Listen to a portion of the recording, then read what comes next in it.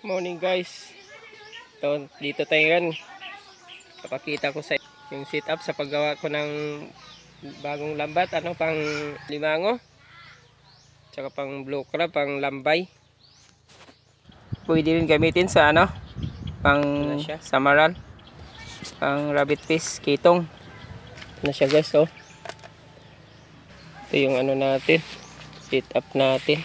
Bali, yung distansya ng natin 8 inches, yung distansya ng natin, distansya ng mga tingga. Bawat apat na tingga ay katumbas ng 2 pataw. Ayan.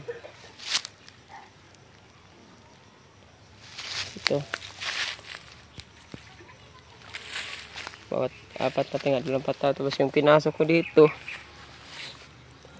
4 tong 4 tong yung malit na mata 4 0.30. Tapos itong double knit, pang double knit nya 3 0.25, pang limasag, pang limango. Pero pwede naman single lang, pero na ginamitan namin ng double knit, para pag may malaking isda din, mga samaral, mga malaking isda, mahuli din siya. Ano tayo ng halimbawa. Yan na.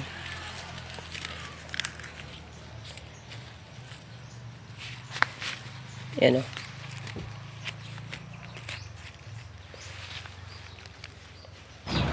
Yan ang mangyari sa isda pag merong bumabangga na isda. Yung pang alimasag, pang alimango, pwede naman single lang, pero ito ginawa namin double net. Ganda talaga pag double net. Yan. Pag may isdang bumabangga. Kasi yung alimasag, alimango, basta sumabit yung siya, maging parang suman siya. Mga galamay niya, mangyari. Isda kaya hindi nakakawala. Sipit niya, hindi na makakawala halos. Pero ito, ginawa namin double net para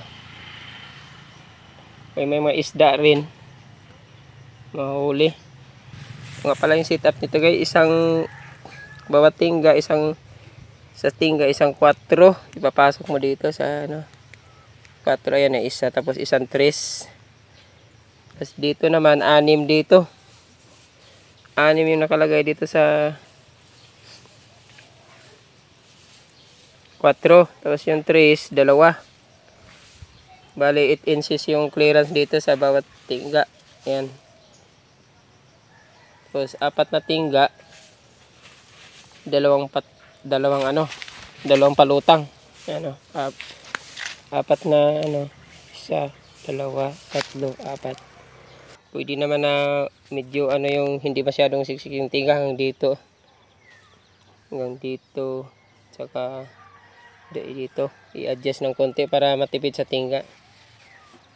Yung medyo marami pa tayong tingga, kaya siniksik ko to dahil pwede rin to gamitin sa pang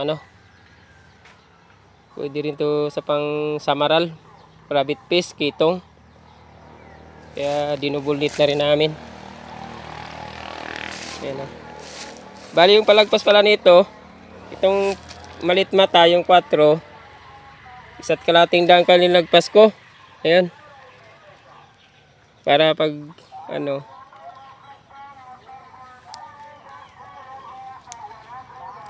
kaysa doon sa 3, mas yung 3, mas matangkad yung 4. Okay, ito na lang guys. Ito na lang yung info sa ginawang pang blue crab, pang limango.